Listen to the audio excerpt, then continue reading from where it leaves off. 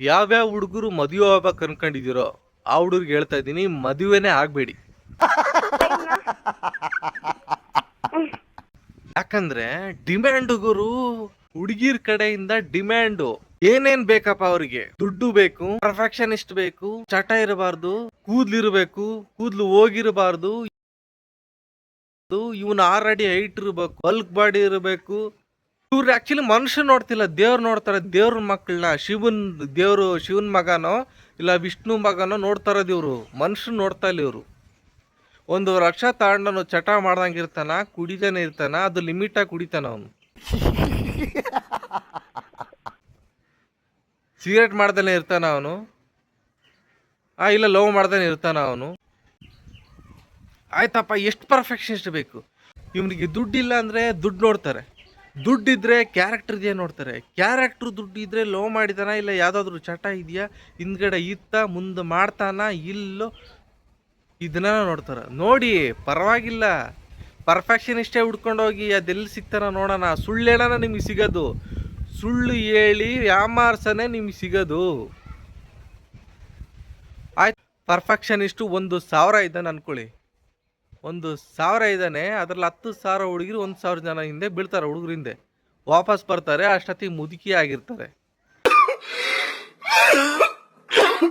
ನೀವು ಹುಡುಗರ, ನೀವೇನ ತಲೆ ಕೆಡ್ಸ್ಕೊಬೇಡಿ, ಕಷ್ಟಪಟ್ಟು ದುಡೀರಿ, ಮನೆ ತಗೊಳ್ಳಿ, ಕಾರ್ ತಗೊಳ್ಳಿ, ಆಸ್ತಿ ಮಾಡ್ಬಿಟ್ಟು ದುಡ್ಡು ಮಾಡ್ಬಿಟ್ಟು ವರ್ಲ್ಡ್ ಟೂರ್ಗೆ ಹೋಗ್ಬಿಡಿ, ಸೈಡಲ್ಲಿ ಅದನ್ನು ಮಜಾ ಮಾಡ್ಬಿಡಿ.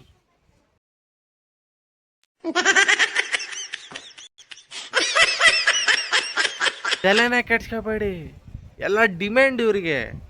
ಒಬ್ಬ ಹೆಣ್ಮಗಳು ನನಗೆ ಕಮೆಂಟ್ ಮಾಡ್ತಾರೆ, ನಿಮಗೆ ಪ್ರೆಗ್ನೆನ್ಸಿ ಕಷ್ಟ ತಾಣಕ್ಕಾಗತ್ತಾ, ಪೀರಿಯಡ್ಸ್ ಕಷ್ಟ ಅರ್ಧ ತಾಣಕ್ಕಾಗತ್ತಾ, ಈಕ್ವಾಲಿಟಿ ಅಂತ ಮಾತಾಡ್ತಿರಲ್ಲ ಅಂತ ಕಮೆಂಟ್ ಮಾಡ್ತಾರೆ. ಪ್ರಕೃತಿನ ಯಾವತ್ತು ಆಲ್ರೆಡಿ ಪ್ರಕೃತಿನ ಹಾಳು ಮಾಡಿದ್ದೀರಾ, ಪ್ರಕೃತಿನ ಮತ್ತೆ ಇನ್ನೂ ಹಾಳು ಮಾಡೋಕ್ಕೆ ನಾವು ಅದನ್ನು ಅರ್ಧ ತಾಣಕ್ಕೆ ಅವಶ್ಯಕತೆ ಇಲ್ಲ. ಪ್ರಕೃತಿ ಬಗ್ಗೆ ಮಾತಾಡ್ತಿಲ್ಲ, ಪ್ರಕೃತಿ ಏನು ನೇಚರ್ ಏನು ಕೊಟ್ಟಿದೆಯೋ ಅದನ್ನು ಆಲ್ರೆಡಿ ಹಾಳು ಮಾಡಿ, ದುಡ್ಡು ಕಾಸು ಹಣ ಅಂತಸ್ತು ಆಸ್ತಿ ಅಂತ ಇನ್ನೂ ಹಾಳು ಮಾಡೋಕ್ಕೆ ನನಗಿಷ್ಟ ಇಲ್ಲ. ಒಬ್ಬ ನನಗೆ ಮೆಸೇಜ್ ಮಾಡ್ತಾನೆ, 33 ವರ್ಷ ಆತಿಗೆ 60,000 ಸಂಬಳ. ಹೆಣ್ಣು ಕೇಳ್ತಾಳಂತೆ, ಹುಡುಗಿ ಕೇಳ್ತಾಳಂತೆ, ನಿಮಗೆ 33 ವರ್ಷ ಆಗಿದೆ, ಬರೀ 60,000 ಸಂಬಳ ಅಂತ ಕೇಳ್ತಾಳಂತೆ. ಅವನು ಕೇಳ್ತಾನೆ, ಬ್ರೋ ನೀವು ನೋಡಿದ್ರೆ ಡಿಮ್ಯಾಂಡ್ ಮಾಡಿ ಕ್ವಶನ್ ಹಾಕಿ ತಂದೆಗೆ, ಹೆಣ್ಣಿನ ತಂದೆಗೆ ಅಂತ ಹೇಳ್ತೀರಾ, ಹಂಗಾದ್ರೆ ಮದುವೆ ಎಣ್ಣೆ ಕೊಡಲ್ಲ ಬ್ರೋ, ಹಿಂಗೆ ಆಗಿ ಉಳಿದ್ಬಿಡ್ತೀವಿ, ವಂಶ ಉದ್ಧಾರನೇ ಆಗಲ್ಲ ಬ್ರೋ ಅಂತ ಕೇಳ್ತಾನೆ. ಲೌಡ, ವಂಶ ಉದ್ಧಾರ ಆದ್ರೆಷ್ಟು, ಬಿಟ್ರೆಷ್ಟು?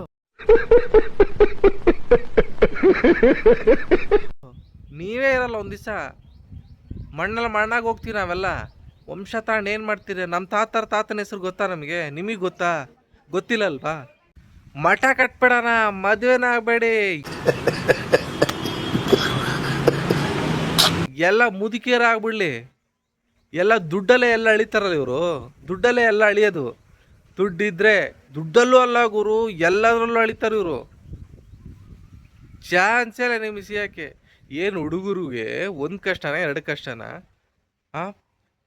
ತಂಗಿ ಅಕ್ಕಂದು ಸಾಲ, ತಂಗಿ ಸಾಲ, ಮನೆಯವ್ರ ಸಾಲ, ತಾಯಿಗೆ ಹುಷಾರಿರಲ್ಲ, ತಂದೆಗೆ ಹುಷಾರಿರಲ್ಲ, ಅವ್ರಿಗೆ ಸಾಲ, ಅವ್ರಿಗೆ ಆಪ್ರೇಷನ್ನು, ಅವರಿಗೆಲ್ಲ ಇರುತ್ತೆ.